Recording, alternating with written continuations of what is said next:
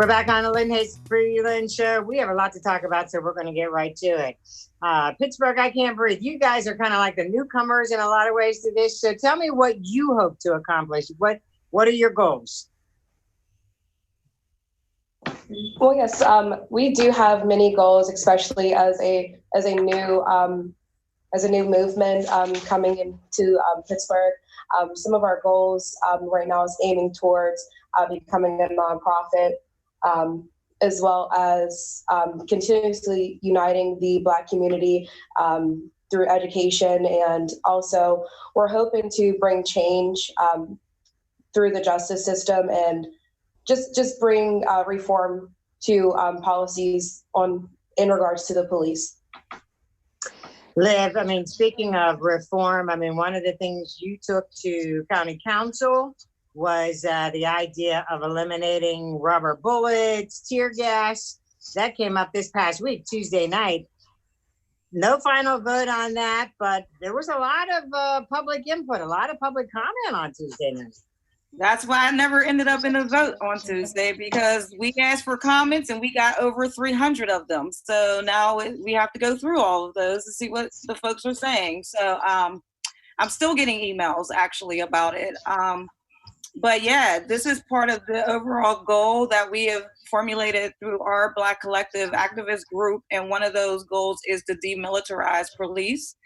There should be no reason why we're using the same tools against our enemies. Like, we're using the same tools in Iraq than we are in our...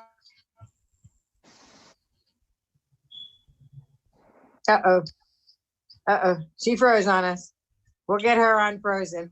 We'll We'll loop back on that. But I'll pick up on that. Something from Lee talking to the police at the top of the hill and walked kind of into the ending rim.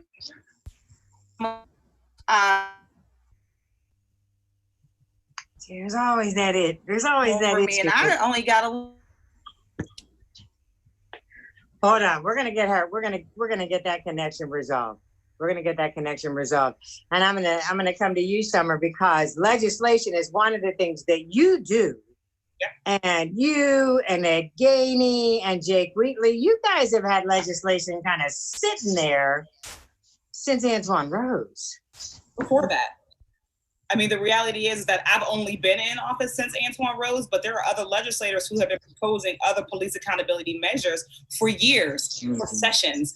And because we're in a Republican-held legislature, and it isn't just Republicans, but they do run it, you know, our bills have just been sitting. They've been sitting in committee. There's been no vote.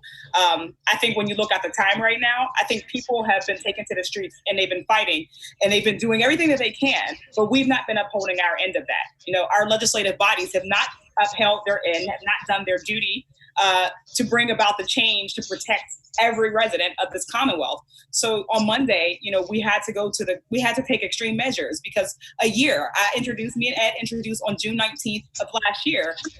We had to go and really just take the rostrum, really trying to demand that at least bring our stuff to a vote, just a vote.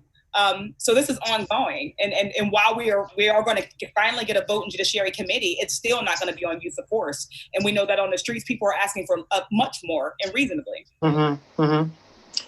And Fawn, I know that we have a collective group of organizations represented right on this Zoom show. Yeah. And that's the other interesting thing about getting a coalition, a group of organizations together. You guys can focus and say, we want this, we want this, and that's what you've been doing. Yeah, so we as a collective are going to we already put together some demands, but they're really county specific. So a lot of people just focus on the city of Pittsburgh, but we're looking at county specific. Because when you talk about police reform in Allegheny County, it's a little different because we have 130 police departments here in Allegheny County alone.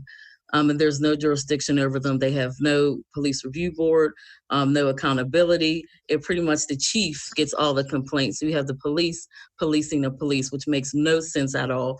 And the chief then decides if he or she wants to take it to the DA. So basically, if something happens to me out here in McKeesport, I go to the chief. They make the decision on what happens with their officers. So there's no transparency, no citizen involvement with that. So our demands are really focused around from a county perspective.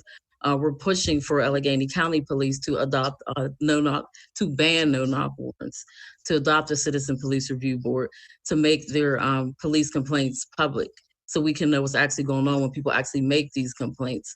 Because now we don't know what happens. People make the complaints, the chief kind of makes a decision, and it kind of goes away. So we're pushing for this to be a county-wide reform effort, which is focused on making Allegheny County Police do things, because Allegheny County Police, they pretty much put the best practices in place for the other police departments. And they also are really like a resource hub for these police departments. So if they get off their butts and actually do something, then the other police departments may follow. But we can't let them off the hook either. We have to make sure that they're actually following some of these procedures. Every police department in Allegheny County should adopt the 8-for-8.